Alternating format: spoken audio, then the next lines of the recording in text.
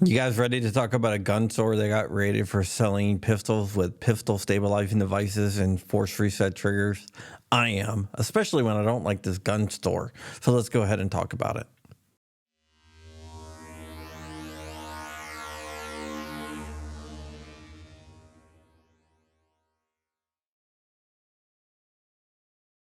I have so many mixed feelings about this story, but what's up, Wolverines? Welcome back to the channel. My name is John Crump. I'm an investigative journalist, and this is John Crump News, where we discuss 2A every day. Go ahead and make sure that you're subscribed to the channel. By subscribing, you help amplify my voice and you help propagate the signal, which is always a good thing. Today, we are sponsored by our friends at Gideon Optics. Gideon Optics makes some of the best optics at an affordable price. So why spend money on an optic where you can get a cheaper optic that is just as good? Go ahead and check out Gideon Optics, and for a limited time, you can use code CRUMPY and get 10% off and free shipping on all orders. A while ago, I did a story about a kid that was looking for a holster for a polymer ED handgun. He went to a New Mexico gun store called Shooter's Den that was ran by a guy named Anthony Steven, and he asked to see holsters. Mr. Steven asked the kid to bring in the gun so he could properly fit the holster. The kid did, and when Mr. Steven noticed that there was no serial number on it, he went ahead and confiscated the firearm. That led to a big dust up, and now the ATF has that firearm. Well, what we did not know is that kicked off an investigation, and the ATF investigated Shooter's Den, and now they have raided Shooter's Den. And I'm going to tell you the reasons why they raided Shooter's Den and why I don't exactly like it. One of the things that they said that Mr. Steven was doing was manufacturing firearms without a license, which is a big no-no in the eyes of the ATF. The ATF was also reporting that the store was not completing background checks, which in the eyes of the ATF is a major issue. And I think it's kind of ironic since they were so against firearms not having serial numbers, yet they were not completing background checks. They also were not charging tax and not reporting taxes, which, you know, if you do not pay the government their cut, they get really, really pissed off. They are worse than the mafia when it comes to that. Now let's get to the nitty gritty and the part that I have a major issue with. They were also charged with selling pistols with stabilizing devices. There is an injunction against the ATF from taking enforcement action against stabilizing devices if the person is a member of SAF, GOA, or FPC. There's no word if the store was a member of any of those organizations or Anthony Steven was a member of those organizations directly. That will be an interesting test to see what comes of that, but I do not like it because I do not agree with the new rule, and I think the ATF is overstepping their boundaries. Now they were also selling force reset triggers. This is a big thing here because right now Rare Breed has an injunction out of the Fifth Circuit Court in Texas stating that the ATF cannot take enforcement actions on sellers of FRT 15 triggers. We do not know if the triggers that they were selling were FRT 15 triggers. It could be that they were from other manufacturers, maybe had some WOT triggers. We just don't know at this point. This raid could be a sign of bigger issues, though.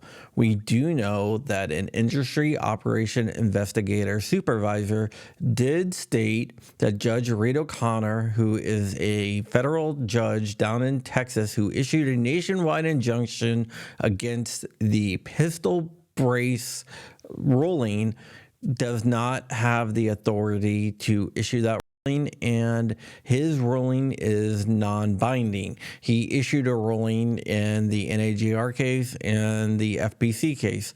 The FFL in question, which is a different FFL, was a member of both of those organizations, and the ATF tried to say that that didn't matter because Judge O'Connor is a lower court judge, and his ruling was non-binding, which is absolutely false.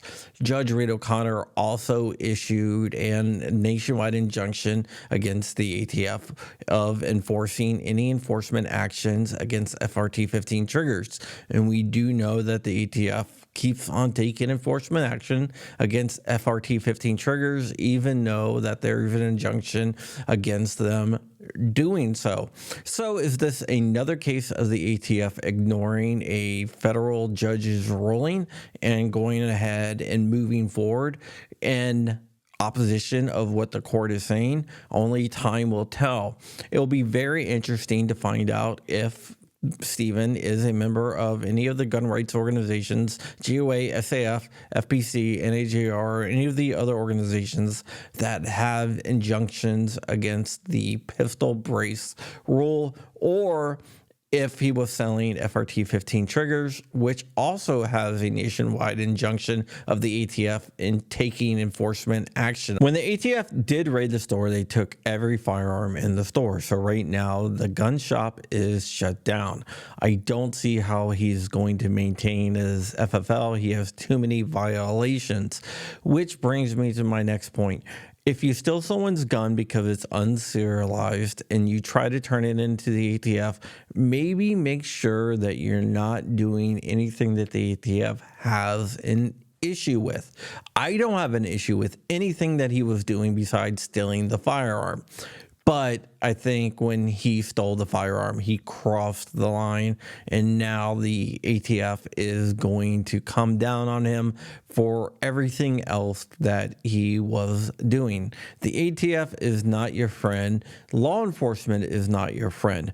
It is their job to put you out of business, and FFLs have to realize that. The ATF does not want you in business. The ATF is the wing of the Biden administration, and they are openly hostile towards gun owners.